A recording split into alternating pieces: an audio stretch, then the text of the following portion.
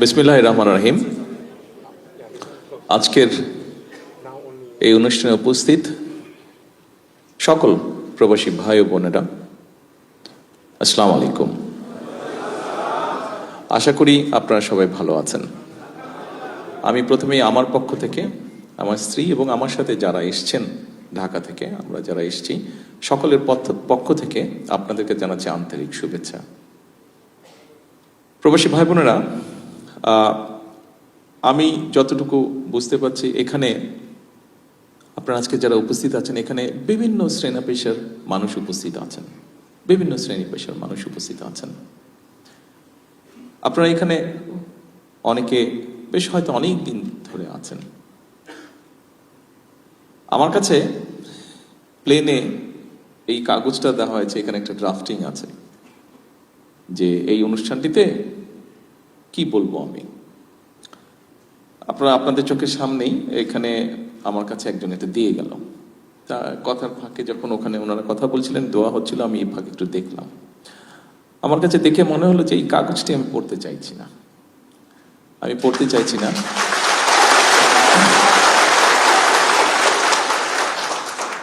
আমি এতগুলো বাংলাদেশি যখন আমার সামনে আছে, আপনারা যারা এখানে বিভিন্ন কারণে এই দেশে আছেন, আপনাদের সাথে আমি আমার কিছু চিন্তা ভাবনা আপনাদের সাথে শেয়ার করতে চাই।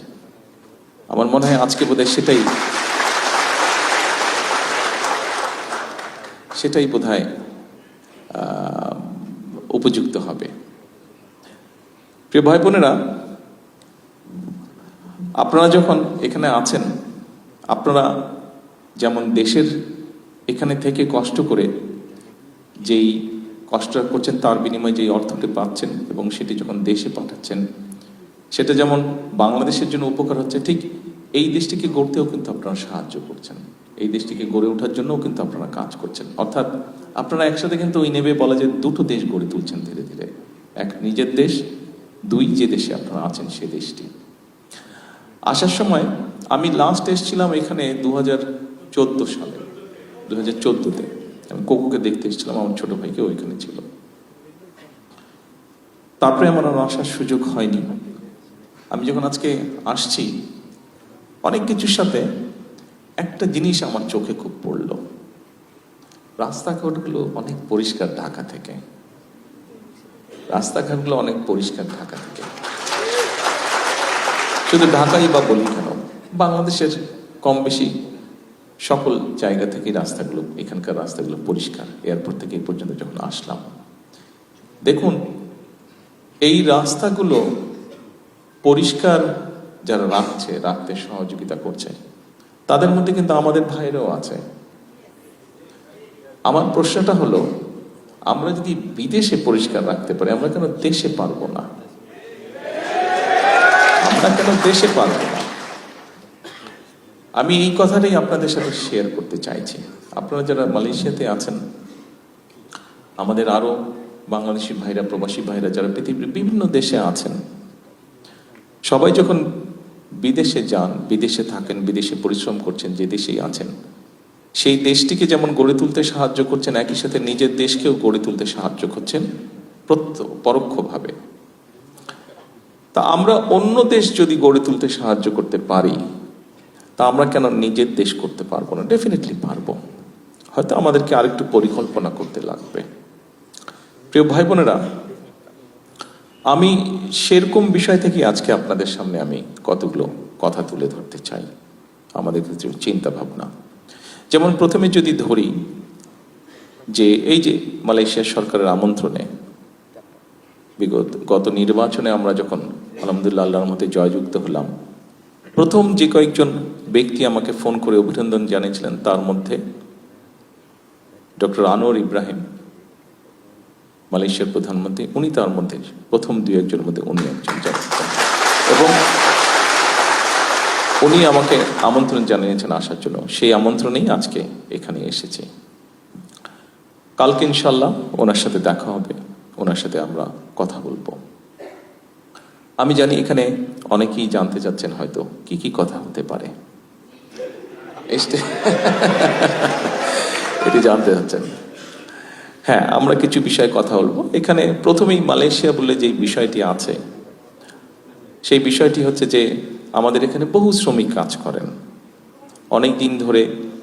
যে কোনো কারণেই হোক আমাদের দেশ থেকে এখানে মানুষ আসতে পারছে না, কাজ নিয়ে, জব নিয়ে এখানে আসতে পারছে না। একটি সমস্যা হয়তো তৈরি হয়ে আছে।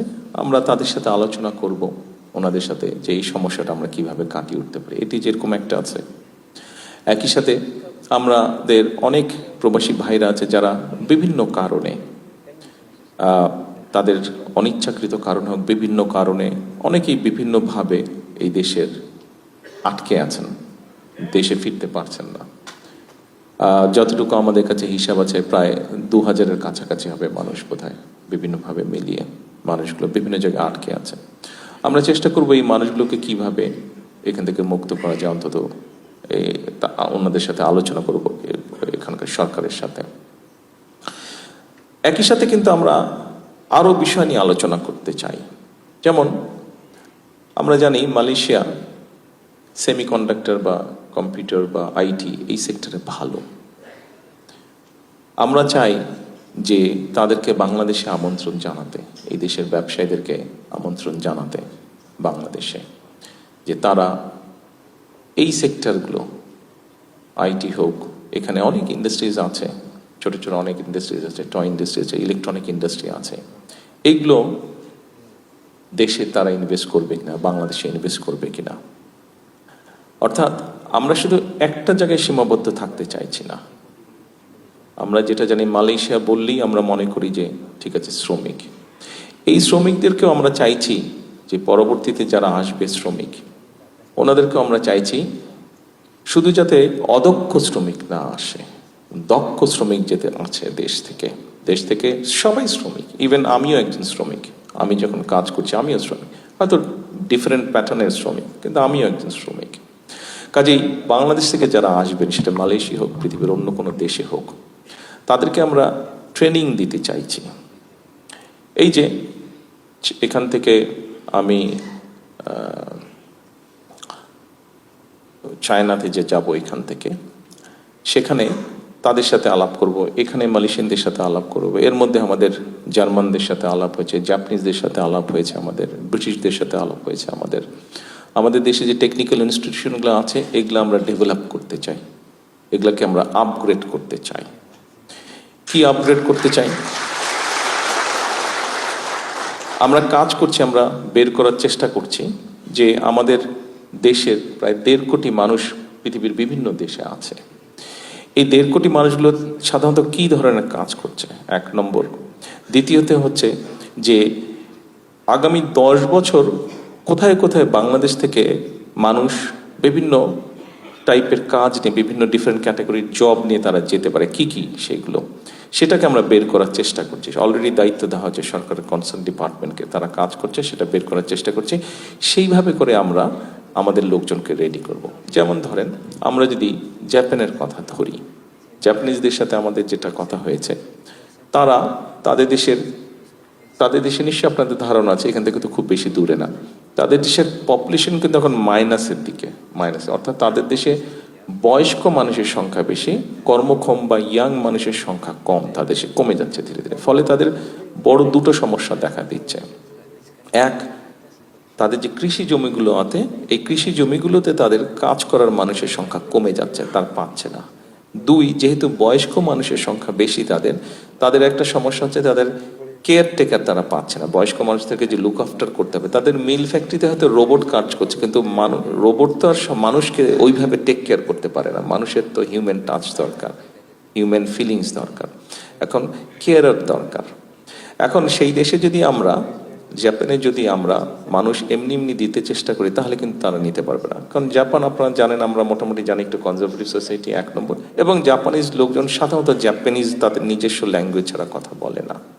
তো এখন আমরা যদি সেখানে মানুষ পাঠাই, তাহলে যেটা আমাদের করতে হবে, তাদের কালচার মিনিমাম একটা ট্রেনিং দিতে হবে, 1 নম্বর। দ্বিতীয়ত, তাদের ফার্মিংটা কি টাইপের হয় সেটা ট্রেনিং দিতে হবে। তৃতীয়ত, হেলথ কেয়ারের যেটা, তাদের কাজটা কি হবে, শুধু পাঠিয়ে দিলে তো হবে না। যদি পুরুষ হোক, নারী হোক, যদি হেলথ কেয়ারের হিসাবে যায়, হেলথ কেয়ারের মিনিমাম বেসিক কতগুলো ট্রেনিং আছে, বিভিন্ন ধরনের পেশেন্ট থাকে, বিভিন্ন ধরনের এলডারলি পেশেন্ট থাকে বা এলডারলি লোকজন থাকে, এক একজনের সবার তো এক রকমের হেলথ কেয়ার লাগে না, বিভিন্ন ক্যাটাগরির আছে।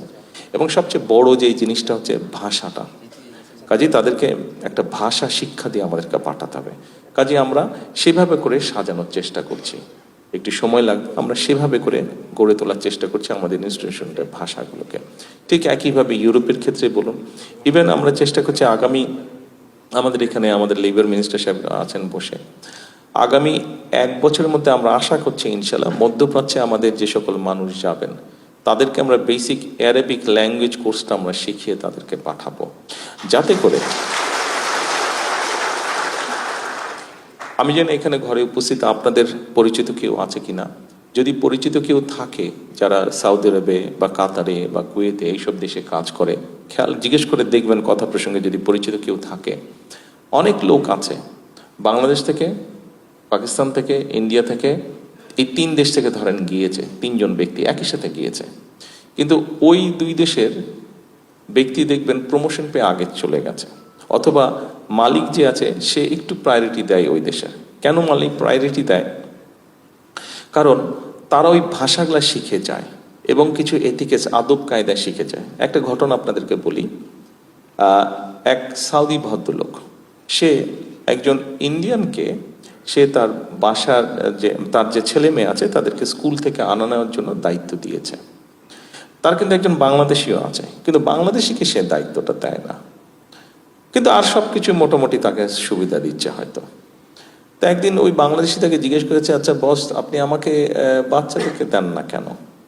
তো বলে যে, দেখ তুই সবই ভালো, সবকিছু আছে বুঝলাম, কিন্তু তুমি তো ইংরেজি বলতে পারো না, আর ওই যে ইন্ডিয়ানটা আছে ও ইংরেজি বলতে পারে, ফলে যেটা হচ্ছে আমার বাচ্চারা যখন স্কুল থেকে বাসায় আসে তখন কিন্তু তারা ওর সাথে কথা বলে, ও তাদের সাথে কথা বলে, ভালো মন্দ সবকিছু কথা বলতে বলতে আসতে পারে, ওদের কোনো সুবিধা অসুবিধা বলতে পারে, কিন্তু তুমি তো সেটা পারছো না, সেই জন্য তোমাকে আমি ওখানে দিচ্ছি না।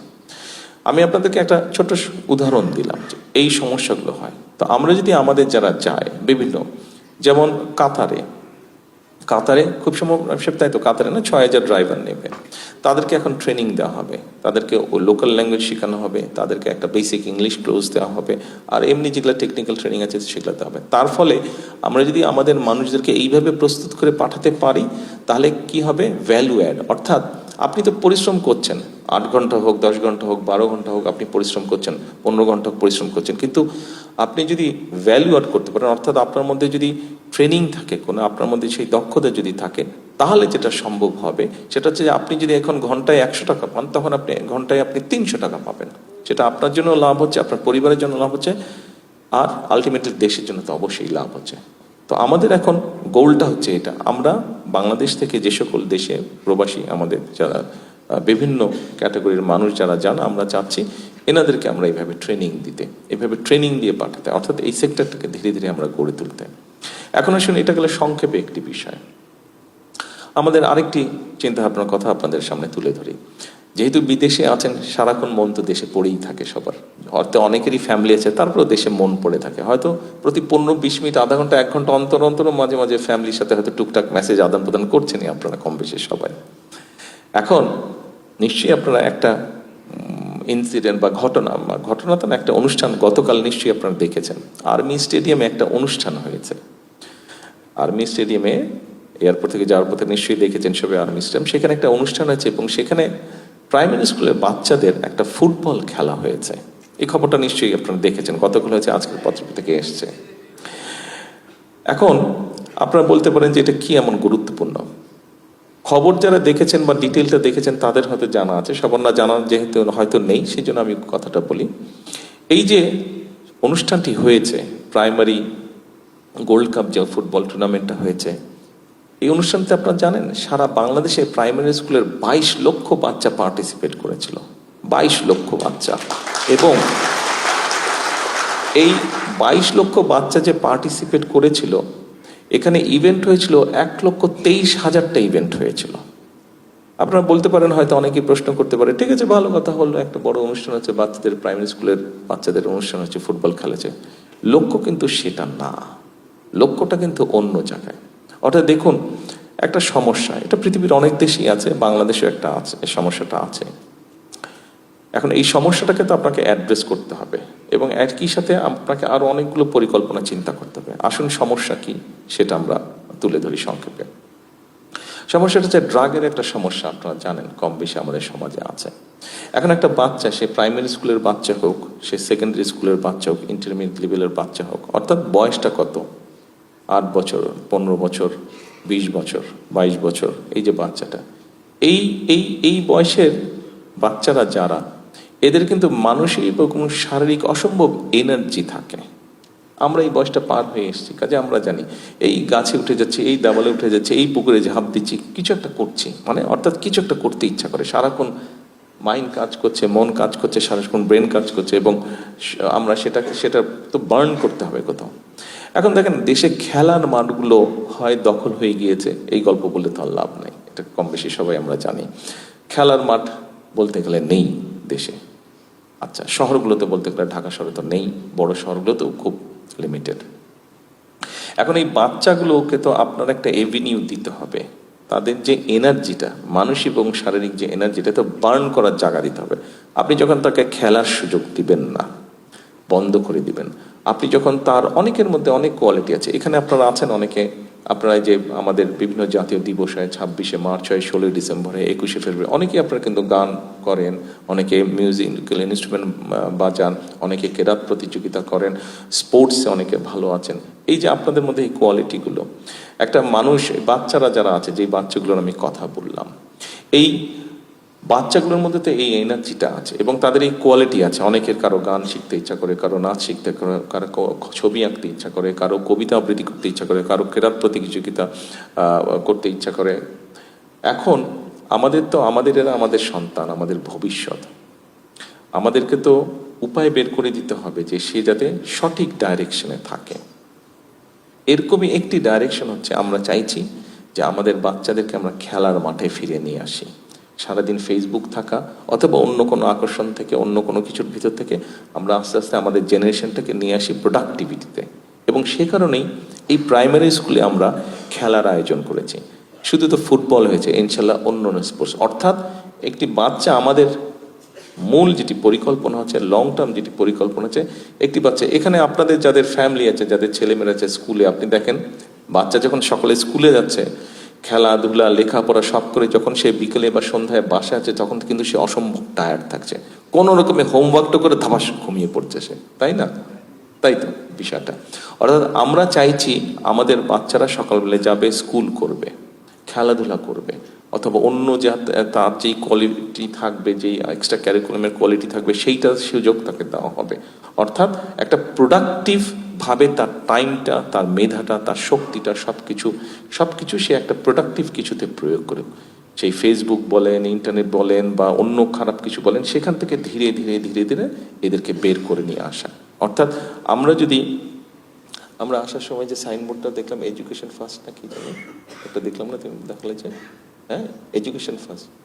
এখানে আসার সময় নিশ্চয়ই আপনাদের চোখে পড়েছে, আমি দেখিনি, জুবায়েদা উনি দেখেছেন, একটা সাইনবোর্ড কোনো এক জায়গায় এয়ারপোর্ট রোডে লেখা ছিল এডুকেশন ফার্স্ট, এডুকেশন ফার্স্ট, বিরাট একটা জায়গায় লেখা ছিল, উনি আমাকে বললেন এডুকেশন ফার্স্ট। অর্থাৎ আমাদের টার্গেটটা হচ্ছে এটা। আমাদের বাচ্চাদের মধ্যে, আমরা অন্য দেশের প্লেয়ারদেরকে নিয়ে গল্প করি, দেখেন রিসেন্টলি আমাদের ইয়াং মেয়েরা বলেন, ছেলেরা বলেন, ক্রিকেট বলেন, ফুটবল বলেন, ভালো করছে, কিন্তু ইন্টারন্যাশনাল এভিনিউতে আমাদের ছেলেমেয়েরা কিন্তু ভালো করছে।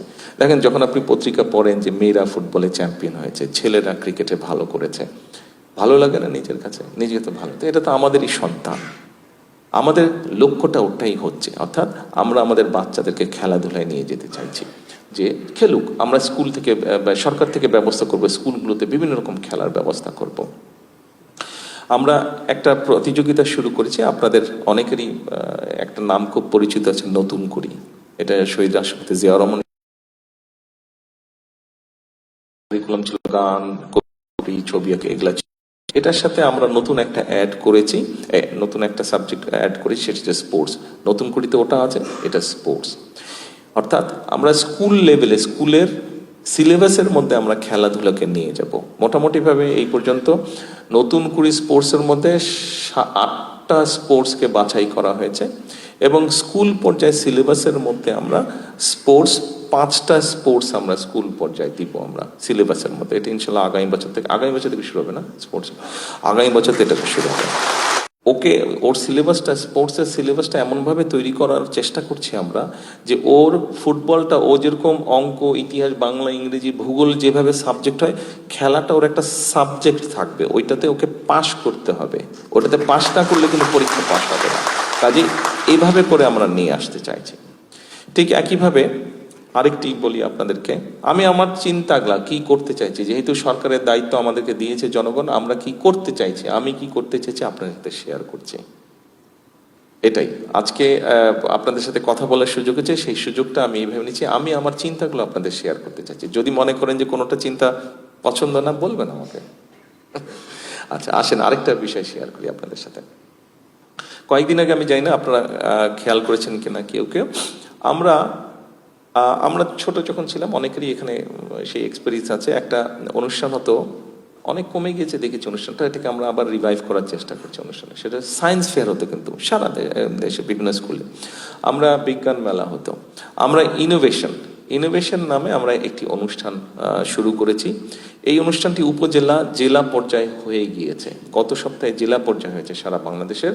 এটা আগামী 29 তারিখে চীন মৈত্রীতে নেশন ওয়াইড, যেটা ন্যাশনাল, যেটা ইনশাল্লাহ চীন মৈত্রীতে হবে। অর্থাৎ আমরা আমাদের বাচ্চাদেরকে, আমাদের ছেলে মেয়েদেরকে আমরা ইনোভেটিভ, যে যার যেটা মাথায় যেটা আছে, 2জন বন্ধু হোক, 3জন বন্ধু হোক, নিজে সে একা হোক, কি সে করতে পারে, কি সে চিন্তা করে, তার কোনো কিছু ইনোভেট করার, কিছু আবিষ্কার করার, কিছু বানানোর কি সেটা চিন্তা, সেইটা সে যাতে বহিঃপ্রকাশ করতে পারে, সেটার যাতে প্রতিফলন সে ঘটাতে পারে, সেইটার জন্য আমরা অনুষ্ঠান শুরু করেছি। সেই অনুষ্ঠানটার ফাইনালটা হবে, নেশন ওয়াইডটা হবে ইনশাল্লাহ 29 তারিখে চীন মৈত্রীতে হবে। গেল খেলা, গেল ইনোভেশন। এবার আসেন, এরপরে আমরা স্কুল সিলেবাসের মধ্যে যেটা নিয়ে আসতে চাইছি। আমি এই জন্য বাচ্চাদের কথা বলছি বা স্কুলের কথা বলছি, আপনাদের সামনে তুলে ধরছি এই কারণে, এরা আমাদের ভবিষ্যৎ। আমাদেরকে তো আমাদের ভবিষ্যৎটা ঠিক করতে হবে। আমরা যদি ভবিষ্যৎটা ঠিক না করি, আমরা শুধু অন্য দেশের বাচ্চাদের দিকে চাই থাকবো, আরে এত ভালো করে ফেললো, ও এত ভালো করে ফেললো, অমুক দেশের বাচ্চা এত ভালো করে ফেললো। আরে ভাই, আমাদের নিজেদের বাচ্চাদের খবর নাই, এটা কোনো কথা হলো? আমাদের নিজেদের বাচ্চাদেরকে রেডি করতে হবে, বিকজ এদেরকে যদি আমরা মানুষ করে গড়ে তুলতে পারি, তাহলেই বাংলাদেশটা একদিন টার্ন রাউন্ড করবে। এটা, this is how I see it, how I believe it. একই সঙ্গে কালচার, আমরা যেটা করতে চাইছি, আমরা 5-6টা সাবজেক্ট রাখবো কালচার। একটা হতে পারে আর্ট, মিউজিক হতে পারে, কবিতা আবৃত্তি হতে পারে, কেরাত প্রতিযোগিতা হতে পারে। এই সাবজেক্টগুলো আমরা স্কুল সিলেবাসের মধ্যে নিয়ে আসবো। অর্থাৎ কেউ যদি গান শিখে, তাকে ওই গান ওইভাবে শেখার আমরা ব্যবস্থা করব, এবং তাকে পরীক্ষা হবে রীতিমতন। কেউ যদি মিউজিক্যাল ইনস্ট্রুমেন্ট বাজানো শিখে, তাকে ওইভাবেই সিলেবাস দেওয়া হবে, ওইভাবেই তার পরীক্ষা হবে। কেউ যদি কেরাত প্রতিযোগিতায় থাকে, তার ওরকমভাবেই পরীক্ষা হবে। অর্থাৎ তার ভিতরে যে কোয়ালিটিটা আছে, সেটাকে আমরা বের করে আনতে, সেটাকে একদম ঝালাই করে একদম তাকে সুন্দরভাবে তৈরি করতে চাচ্ছি। অর্থাৎ এখন আপনি চিন্তা করেন, এই যেই কয়েকটা আমি শুধু কথা বললাম, তারপরে তো ভুলেই গেলাম আরেকটা বলতে, সেটা হচ্ছে আমরা ভাষাটাও তাদেরকে দিতে চাইছি। আমরা খুব সময় 6টা ভাষা ঠিক করেছি। 6টা ভাষা, খুব আমাদের 6টা ভাষা আমরা ঠিক করেছি। একটা হচ্ছে ইংরেজিটার উপরে আমরা জোর দেব। আমাদের বাচ্চার মানি না মানি, হয়তো শহর পর্যায়ে প্রাইভেট স্কুলে যেই বাচ্চাগুলো পড়ে, তাদের ইংরেজি হয়তো ভালো, কিন্তু আপনি সরকারি স্কুলগুলোতে যান, সেটি ঢাকা শহরে হোক, সেটি জেলা পর্যায়ে হোক, উপজেলা পর্যায়ে বা গ্রাম পর্যায়ে, বাদই দিলাম, সিরিয়াস অবস্থা, ডেঞ্জারাস অবস্থা। কাজেই আমরা চাচ্ছি বাচ্চাগুলোকে ইংরেজিতে আস্তে আস্তে দক্ষ করে তুলতে, এবং ইংরেজির পাশাপাশি আমরা আরেকটি ভাষা, এখন আপনারা জিজ্ঞেস করতেন কোন সে ভাষা, আমরা 6টি ভাষা, 5টা থেকে 6টা ভাষা আমরা টার্গেট করেছি। কোন 6টি ভাষা? এক হচ্ছে অ্যারাবিক, 2 হচ্ছে জাপানিজ, 3 হচ্ছে ম্যান্ডারিন। 3 হচ্ছে, আপনারা অনেকেই ম্যান্ডারিনের সাথে পরিচিত। ম্যান্ডারিনের ভাষা কিন্তু বাড়ছে, ওদের যেহেতু পৃথিবীতে ব্যবসা বাণিজ্য সবকিছু বাড়ছে, ম্যান্ডারিন ভাষা বাড়ছে, প্রয়োগটা বাড়ছে, ব্যবহারটা বাড়ছে।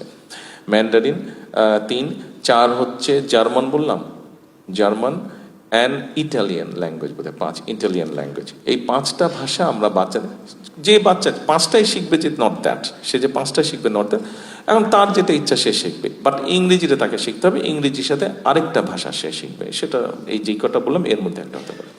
এখন আপনি চিন্তা করে দেখেন, আপনি একটা জিনিস চিন্তা করে দেখেন, আমি জিনিসটা এইভাবে চিন্তা করছি।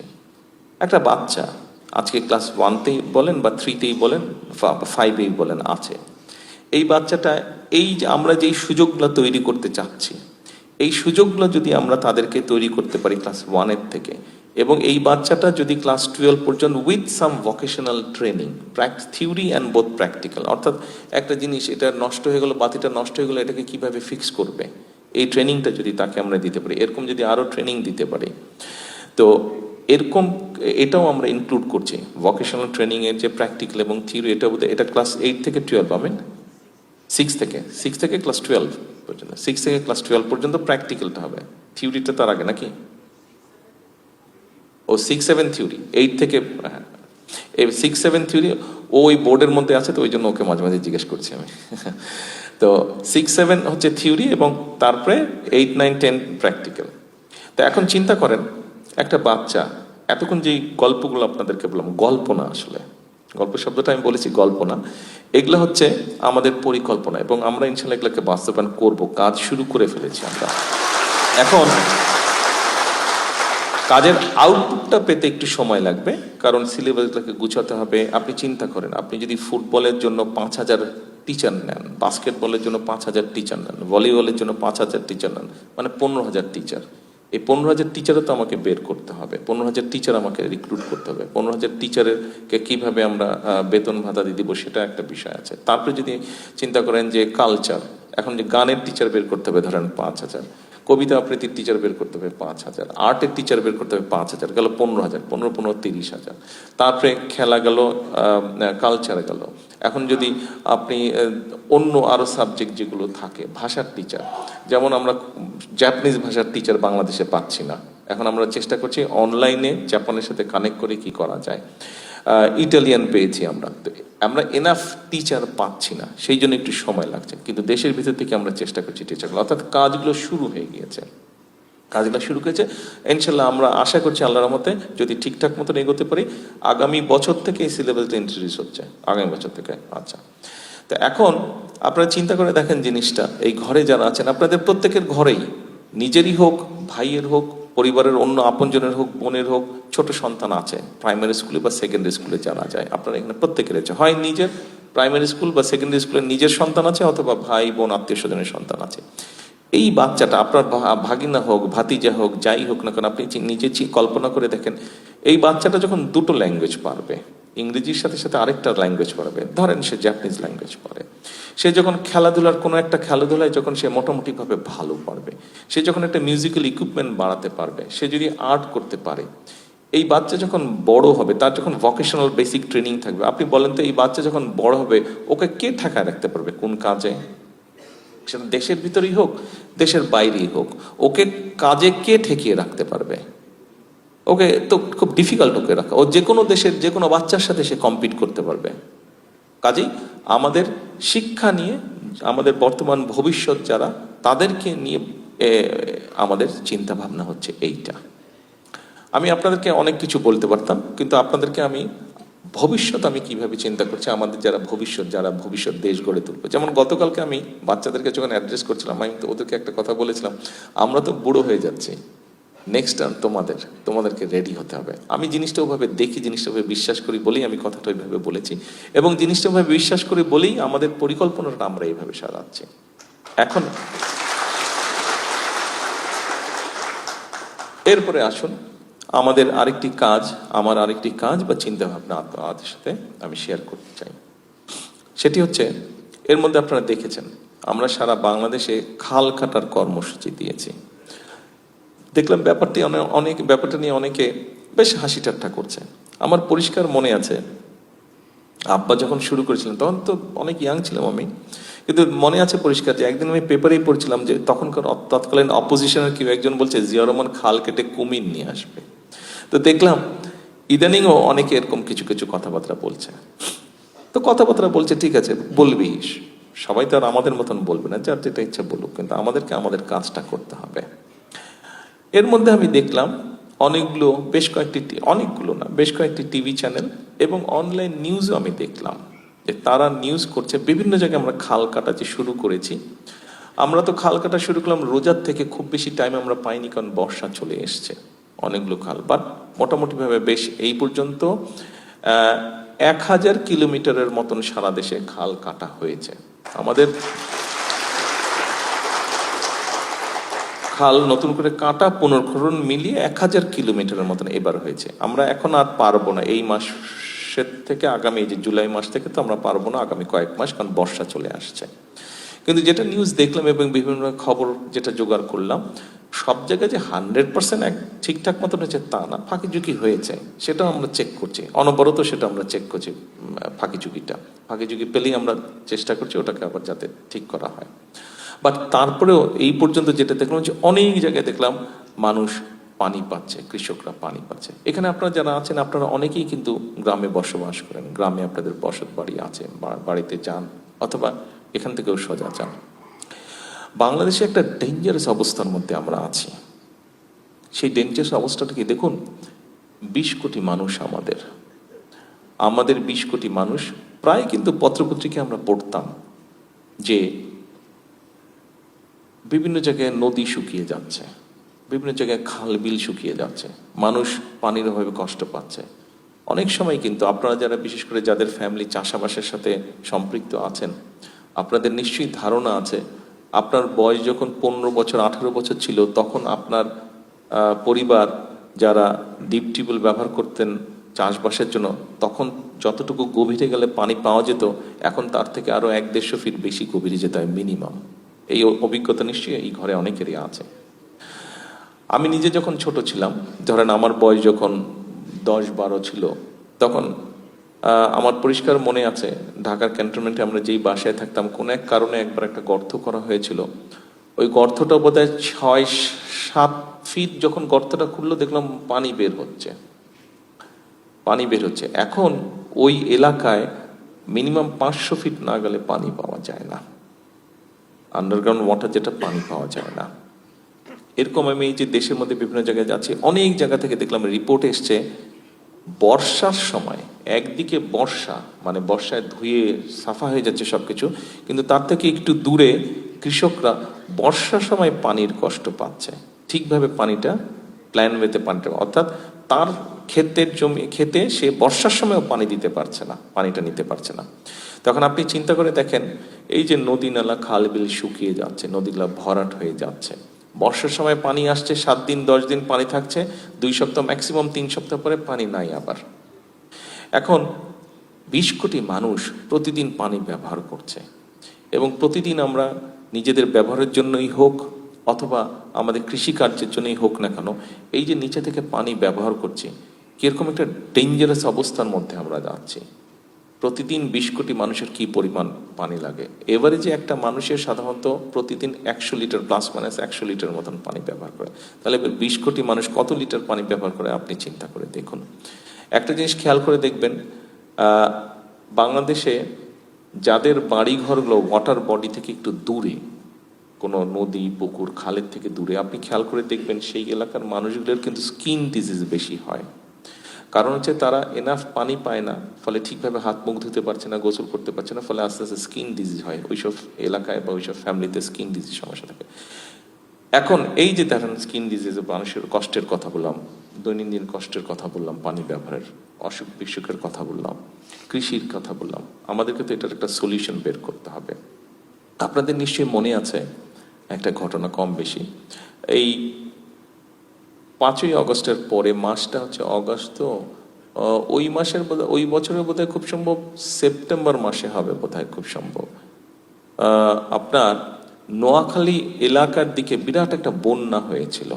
নোয়াখালী, লক্ষ্মীপুর, ফেনী 3টা জেলা মিলে বিশাল বন্যা হয়েছিল। নিশ্চয়ই আপনাদের অনেকেরই মনে আছে বন্যার কথাটা। আপনাদেরকে তাহলে বোঝানোর জন্য আরো ইজি করে আমি বলি, ধরেন একটা সুইমিং পুল, এখানে তো অনেক সুইমিং পুল আছে, আপনারা দেখেন একটা সুইমিং পুল, আপনারা চিন্তা করেন সুইমিং পুলের ডেপথ বেশি না, ধরেন 7 ফুট ডেপথ, গভীরতা 7 ফুট, কিন্তু সুইমিং পুলটা এইসব সুইমিং পুলের মতন না। ধরেন সুইমিং পুলটা 50 square mile, minimum 50 square mile, মানে আপনি যদি সেন্টার পয়েন্ট থেকে যেদিকেই যান 50 মাইল কিলোমিটার হবে, 50 কিলোমিটার বা মাইল যেটাই বলেন না কেন, মাইল হলে আরো বেশি হয়ে যাবে, কিলোমিটারও যদি ধরেন, এখানে কি মাইল না কিলোমিটার?